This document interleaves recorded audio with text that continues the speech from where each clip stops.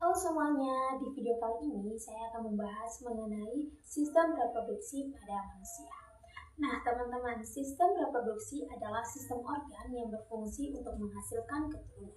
Sistem ini terdiri dari organ-organ khusus yang bekerja untuk membentuk sel reproduksi seperti sperma dan ovum, memungkinkan terjadinya pembuahan dan mendukung perkembangan janin hingga lahir. Nah teman-teman, sistem reproduksi ini terbagi menjadi dua bagian utama. Yang pertama, sistem reproduksi pada pria, dan yang kedua, sistem reproduksi pada wanita. Nah, kita masuk pada sistem reproduksi yang pertama, yaitu sistem reproduksi pada pria.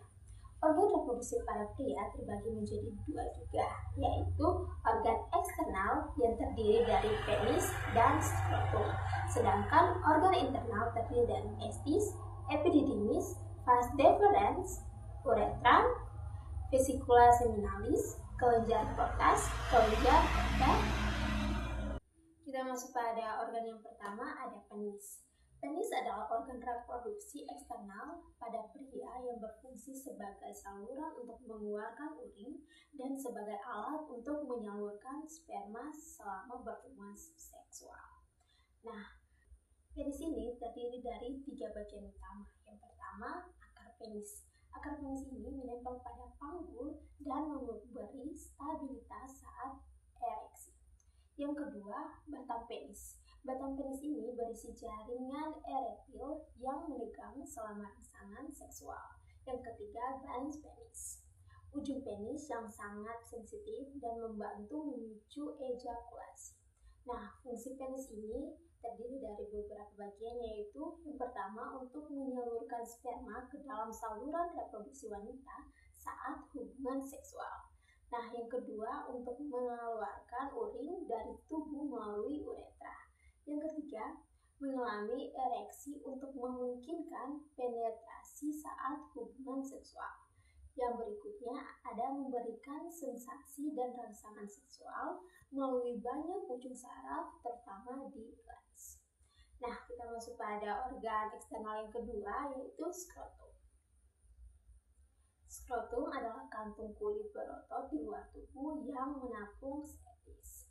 Nah, fungsinya yaitu mengatur suhu testis agar spermatogenesis optimal. Suhunya dikirakan 34 sampai 35 derajat Celcius. Yang kedua, melindungi testis dari benturan ringan.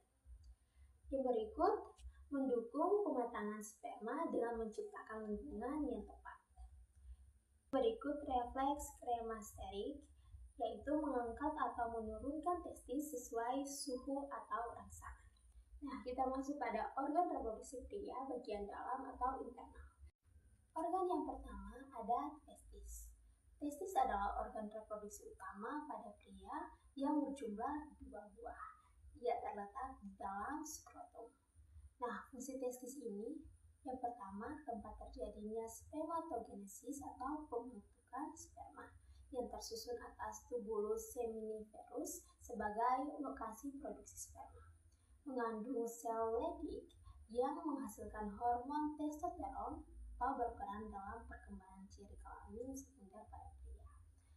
Testis ini juga mengandung sel Sertoli yang memberi nutrisi dan perlindungan pada sel sperma. Sperma yang terbentuk akan dialirkan ke retil testis lalu ke epididymis untuk pematangan. Nah, teman-teman, testis ini sangat penting untuk kesuburan dan fungsi reproduksi pada pria. Kita masuk pada organ yang kedua, ada epididymis. Epididymis ini adalah saluran panjang berkelok yang menempel di belakang testis. Fungsinya yaitu tempat pematangan sperma setelah diproduksi di testis. Dan yang kedua, sperma memperoleh kemampuan bergerak dan membuahi di epididymis. Epididymis ini juga berfungsi sebagai tempat penyimpanan sementara sperma yang mempertahankan sperma tetap hidup hingga ejakulasi.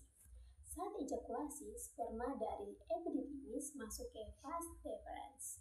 Perannya sangat penting dalam menghasilkan sperma matang dan berkualitas. Nah, kita masuk pada yang ketiga, ada vas deferens. Vas deferens adalah saluran panjang berbentuk tabung yang menghubungkan epididymis dengan uretra. Vas deferens berfungsi untuk mengangkut sperma saat ejakulasi dan memiliki dinding otot yang sangat kuat untuk mendorong sperma dengan gerakan peristaltik. Nah, vas deferens ini menjadi jalur utama perjalanan sperma menuju saluran reproduksi yang berikutnya. Nah, bagian ujungnya bergabung dengan vesicula seminalis dan membentuk ductus ejaculatorius. Fungsi berikutnya adalah tempat sperma bercampur dengan cairan semen dari kelenjar reproduksi.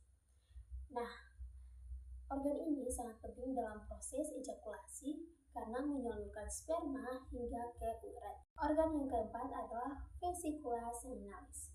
Vesicula seminalis ini adalah sepasang kelenjar yang terletak di belakang kandung kemih. Nah, fungsinya yaitu menghasilkan cairan kental yang membentuk kurang lebih 60% volume semen. Yang kedua, cairannya yang kaya fructosa sebagai sumber energi sperma. Yang ketiga, menghasilkan prostaglandin untuk membantu pergerakan sperma di saluran reproduksi wanita. Yang berikutnya, menghasilkan protein koagulasi yang membantu semen mengental sementara setelah ejakulasi. Yang berikutnya, cairan dari vesicula seminalis bercampur dengan sperma di ductus ejaculatorius yang berperan penting dalam menjaga sperma tetap aktif dan bertahan hidup.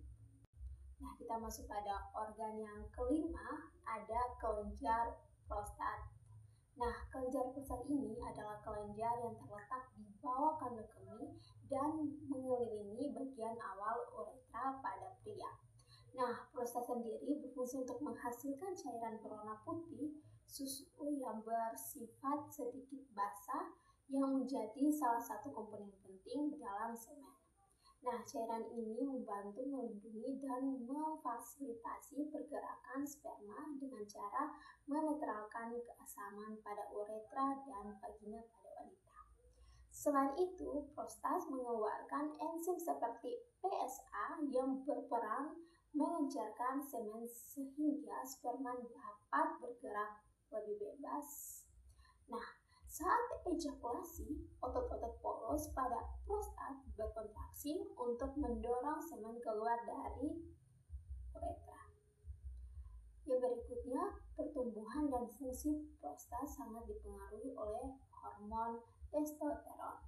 Yang seiring bertambahnya usia, prostat dapat mengalami pembesaran yang dikenal sebagai pembesaran prostat jinak atau BPH.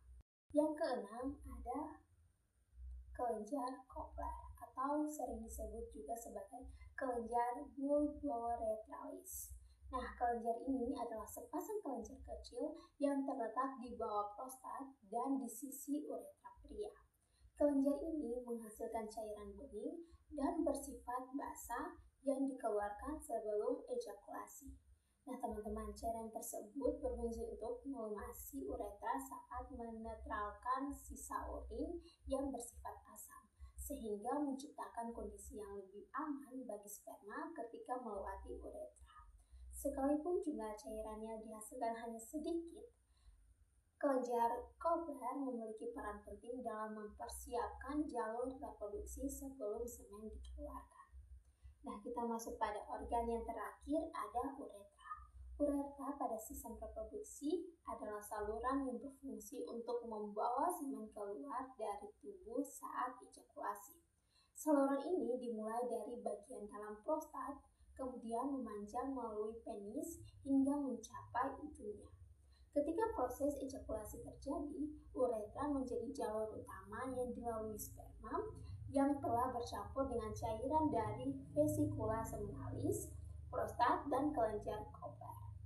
Nah, pada saat yang sama, otot di sekitar prostat menutup saluran kandung kemih sehingga urin tidak bercampur dengan semen. Dengan demikian, uretra memiliki peran yang sangat penting untuk memastikan semen dapat keluar dengan lancar dan aman sebagai bagian dari fungsi reproduksi pria.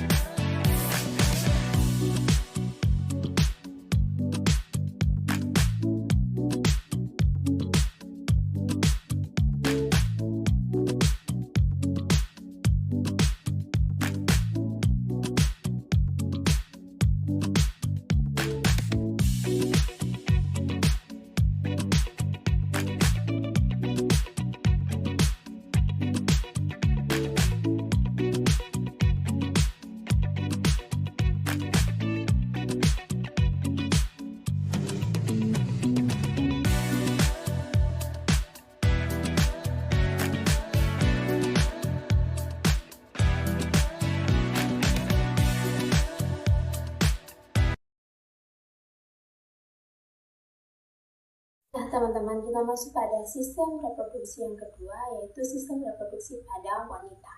Nah, di dalam sistem reproduksi wanita ini terdapat organ reproduksi wanita yang terdiri dari organ eksternal yang terdiri dari vulva dan organ internal yaitu ovarium atau indung telur, yang kedua tuba fallopi atau saluran telur, yang ketiga uterus atau rahim, yang keempat cervix atau leher rahim, dan yang terakhir vagina.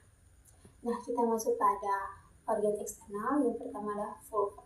Vulva ini terbagi menjadi beberapa bagian. Yang pertama itu mons pubis atau mons veneris.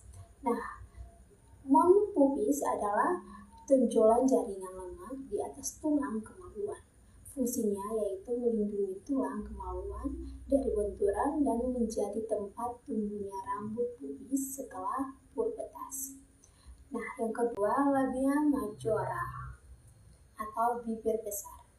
Labia majora ini adalah dua lipatan kulit besar yang terletak di bagian luar, yang mengandung lemak, kelenjar keringat, dan rambut pubis. Fungsinya itu untuk melindungi struktur genital, bagian dalam dari gesekan, dan infeksi. Yang ketiga ada labia minora atau bibir kecil. Labia minora ini adalah dua lipatan kulit tipis di dalam labia majora. Nah, labia minora ini mengandung banyak pembuluh darah sehingga sensitif. Fungsinya melindungi lubang vagina dan uretra sehingga membantu melumasi saat rangsangan tiba. Yang keempat ada klitoris. Klitoris ini adalah organ yang sangat kecil dan sangat sensitif karena banyak ujung saraf yang berfungsi sebagai pusat rangsangan seksual bagi wanita. Yang kelima, vestibulum vagina. Vestibulum vagina ini adalah area di antara labia minora yang menjadi tempat beberapa lubang, yaitu lubang uretra atau saluran kecil dan lubang vagina. Yang berikutnya ada kelenjar Bartholin. Nah, dua kelenjar kecil di sisi lubang vagina yang menghasilkan cairan untuk melumasi vagina saat aktivitas seksual. Organ internal pada wanita yang pertama ada ovarium atau indung telur. Ovarium adalah organ kecil berbentuk oval yang terletak di kedua sisi rahim. Organ ini berperan sebagai pabrik sel telur dan penghasil hormon penting yaitu estrogen dan progesteron. Nah, setiap bulan ovarium melepaskan sel telur yang telah matang melalui proses ovulasi. Hormon yang dihasilkan ovarium juga mengatur siklus menstruasi, mempersiapkan rahim untuk kemungkinan kehamilan, dan mendukung perkembangan ciri seksual sekunder pada wanita. Dengan fungsinya yang vital, ovarium ini menjadi titik awal dari seluruh proses reproduksi. Nah, kita masuk pada organ yang kedua, ada tuba fallopi atau saluran telur. Tuba fallopi adalah dua saluran tipis yang menghubungkan ovarium ke rahim. Ujungnya memiliki jari-jari halus yang disebut fibriae yang berfungsi menangkap sel telur saat ovulasi. Nah, tuba fallopi ini adalah tempat di mana pembuahan terjadi ketika sperma bertemu dengan sel telur. Setelah pembuahan, sel telur yang telah menjadi embrio bergerak melalui tuba fallopi menuju ke rahim untuk menempel dan berkembang. Nah, organ ini memastikan sel telur dapat bertemu dengan sel sperma dan mencapai rahim dengan aman. Nah, yang ketiga ada uterus atau rahim. Uterus adalah organ berotot yang terbentuk seperti pir terbalik yang menjadi tempat pertumbuhan janin.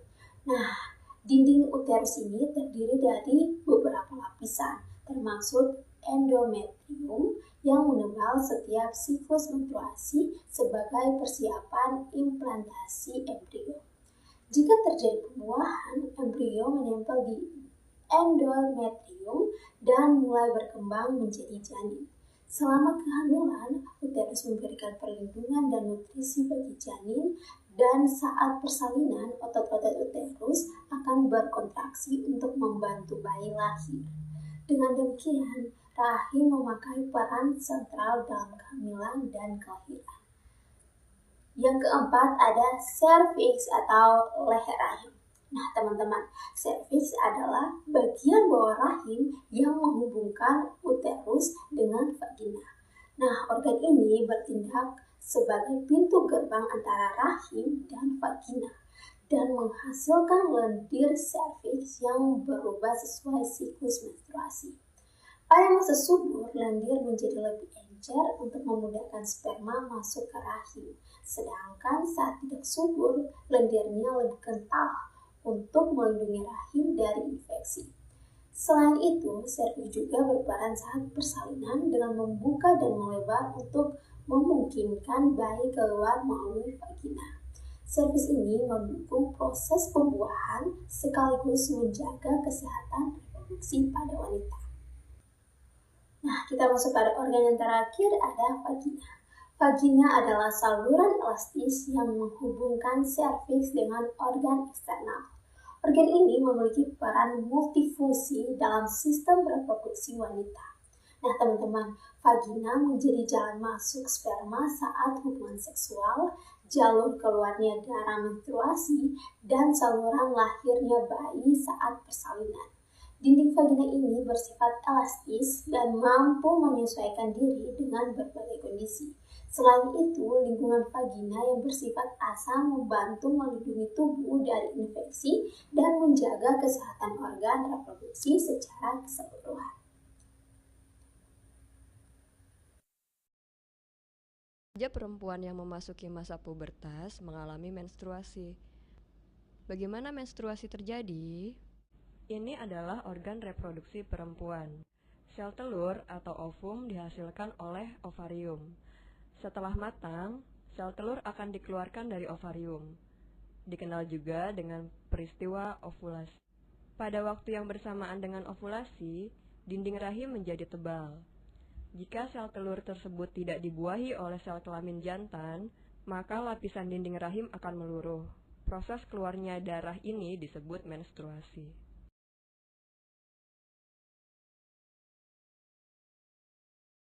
Ini adalah rahim dan proses ovulasi sampai terjadi pembuahan. Dimulai dari sel telur matang yang dilepas oleh ovarium dan ditangkap oleh tuba falopi, yaitu saluran penghubung. Sel telur digulirkan sepanjang tuba falopi selama masa ovulasi dan hidup kurang lebih 24 jam. Di saat yang bersamaan, sel gancawa masuk ke dalam melewati rahim menuju tuba falopi. Sel gancawa ini harus bersaing dengan jutaan lainnya untuk mencapai sel telur terlebih dahulu. Di tuba falopi inilah sel gancawa bertemu dan membuahi sel telur. Sel telur yang telah dibuahi ini disebut sigot dan akan terus berkembang sambil bergulir menuju rahim sampai akhirnya menempel di dinding rahim dan berkembang menjadi janin.